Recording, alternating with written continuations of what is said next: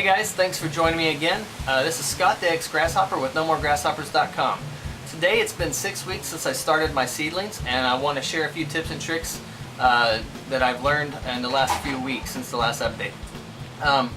First off, I had this little problem with some soil cubes. I had some green algae or mold growing on some of them that were under the grow lights. Some folks over at the Survival Podcast forum shared a couple of antidotes or preventative measures that I'm going to share with you guys. I'm also going to show you a little bit better way to prepare the self-watering container for transplanting your seedlings into. I also had a little bit of a mosquito problem, and I'm going to share a couple ways that I found that to prevent that, because with self-watering containers, you know, you do have quite a bit of water there, so you want to make sure that you do what you can to prevent mosquitoes from getting in there and laying their larvae. I'm also going to share with you the importance of planting more seedlings than you think you're going to need. One more thing, I'm going to share with you a pretty cool story about why it's important to prep other than just this gardening stuff, so that maybe you can help somebody else out. I had a run-in with a guy at Home Depot today, and it's kind of a neat story, so I'll share that with you guys toward the end. So yeah, let me show you how the tomatoes and peppers are doing. Alright guys, there's the tomato plants that I showed you in the last video how to transplant. They're all doing pretty darn good. You will notice that I have 7 tomato plants in this one container, plus 2 beans. I'm not sure how that's going to work out, but I know that 7 is way too many. But it's better to have too many, and then you have the option, you know, of getting rid of some of them, or even maybe digging it up a little bit and giving them away. So that was just a little piece of advice I picked up from Jason Akers over at Self-Sufficient Gardener Podcast. And I wanted to show you, this is the second container that I planted, and all these are pepper plants. And so I have some bell peppers and some yellow hot peppers. Now I want to show you what I'm doing to prevent mosquitoes. What I'm doing to try to prevent mosquitoes is just 2 simple things. What I have here is a cap for the PVC fill pipe, and I have these pretty neat little things that I found at Home Depot. It's a window screen repair kit, and it's self-adhesive. So what I'm going to try to do, I don't know if this will work, I don't know if the adhesive is going to hold up to the water, but I'm going to just take this and I'm going to put it over the fill hole. There you go. And then for the fill tube, I'm just going to put the cap on when I'm not using it, okay? So I'm just going to put it on like that, and that should help you to eliminate some of the mosquito problems you might encounter with this. Now, this is kind of a video response to a guy named Neo Prepper on YouTube. We were kind of talking about different ways to prevent mosquitoes, and I had talked about a couple different things, but you know, this is a suggestion for him as well. He does some of the global buckets that are sort of like the earth box self-watering container style, but with 5-gallon buckets, and it's pretty cool, so you might want to check his channel out as well. Alright guys, what you're looking at is not a tray of cinnamon covered brownies. That's actually the soil cubes, and this is the nice green mold on that center one. I didn't cover it up just so I could show you guys that funky green stuff there.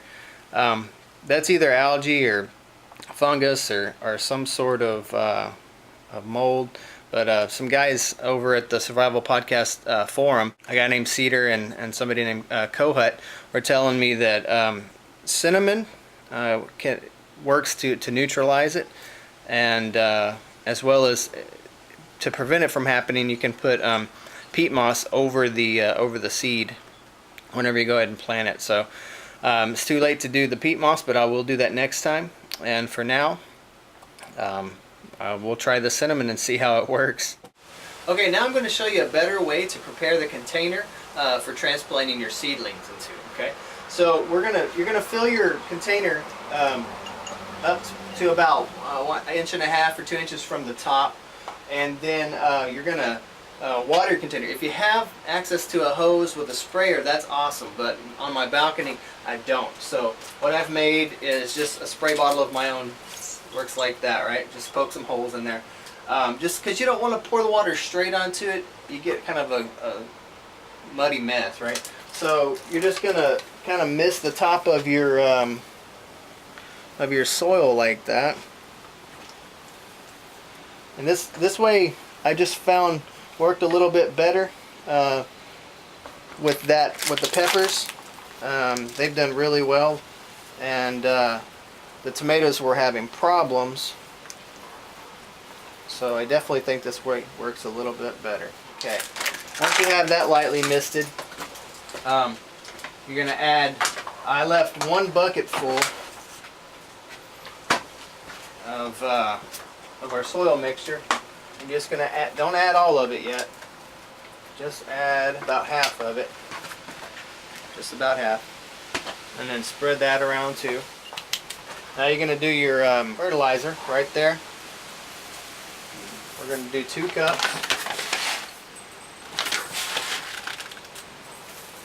Now we're going to go ahead and finish off the rest of the soil here on the sides.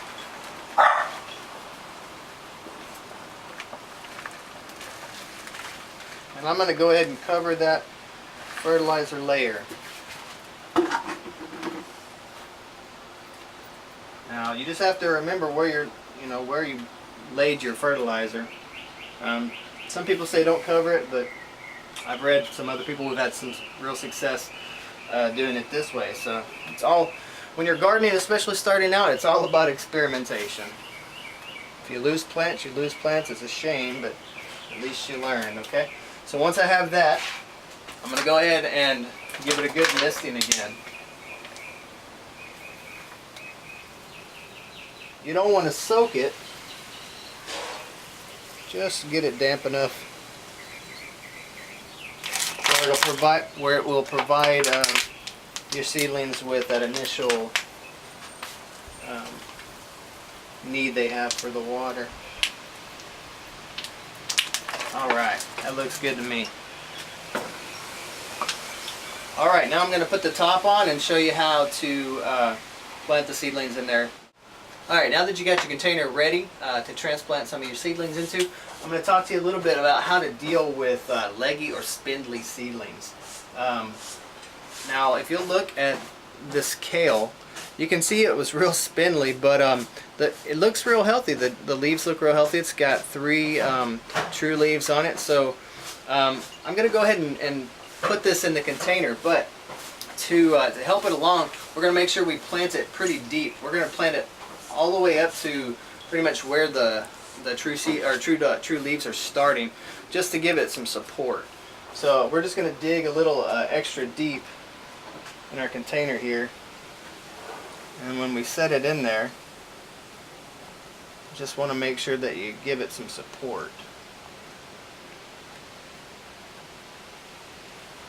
like so. And then when we pull it through our cover, we'll give it some support with that as well. This is the spinach. It's pretty leggy, it's pretty spindly, but you can see that these are the first leaves that it sprouts, and it's got 4 pretty healthy true leaves. So we're gonna give those a go and see how they do. Hopefully, as it gets sun, real true sun, rather than the grow light inside. Hopefully it'll get pick up and be healthy and produce for us. So. Well, there you go. That seems to me to be a little bit easier way of preparing the container for transplanting your seedlings. You go ahead and maybe cut the little squares out before you put it on, instead of trying to cut the X's. That makes it very hard to pull the seedling through the hole. So this way works pretty well. I did plant some melons here. I have the green salad bowl lettuce, some spinach, and the kale here. Now this looks incredibly sad right now because these seedlings are so spindly and leggy, but I did plant them deeper, so we'll see how they go. Like I said, it's all kind of experimentation, so they'll definitely be getting more light here. So yeah, so I hope that helps you out in your container gardening. I did promise to tell you a little story about a guy that I met today. I was coming out of Home Depot, and a guy approached me asking for gas, and this happens sometimes. Somebody comes up walking with a gas can asking for money, and sometimes this is a scam, sometimes it's not. and I didn't have any cash on me. But I drove back by him. He was sitting at his truck, and and I just told him, I said, well, the guy's name was Bubba, believe me or not. I said, Bubba, just be straight up with me. Do you need cash or do you actually need gas? And he said, you know, I really just need gas. And I carry a gas can in my car as part of my preps. It doesn't have gas in it. It's an empty can, but I'd rather have it and be able to walk somewhere and fill up than not have it, right? So went to the gas station, got him a little bit of gas, got him a water because he'd been sitting out there for a while. So went back and I actually got to have a really good conversation with this guy, and he was very appreciative, of course. I'm not saying this to brag on myself at all, but what I'm trying to say is prepping is not always for us. You know, we prepare for emergencies, not only for us, but so that we can help other people out. So that's just a small example of preps in action. So yeah, that brings me to my next point of there's, you know, so far most of the videos on my site have been about container garden because that's what I'm doing right now for my preps. But here pretty soon I'm going to be posting a few videos on things like trunk bags, important things to have with you on the road, such as a gas can and multiple other things that we'll go over in another video. Be on the lookout for bug out bag video. That's going to take a little time to put together, but that will be coming up. And be looking out for a collaboration between myself and JPI Productions on a hurricane preparedness video. And that will be kind of a big endeavor for us because in addition to the video, the site will have some really useful information, some flyers, some checkoff lists, just to help you guys who are in hurricane-prone areas get prepared.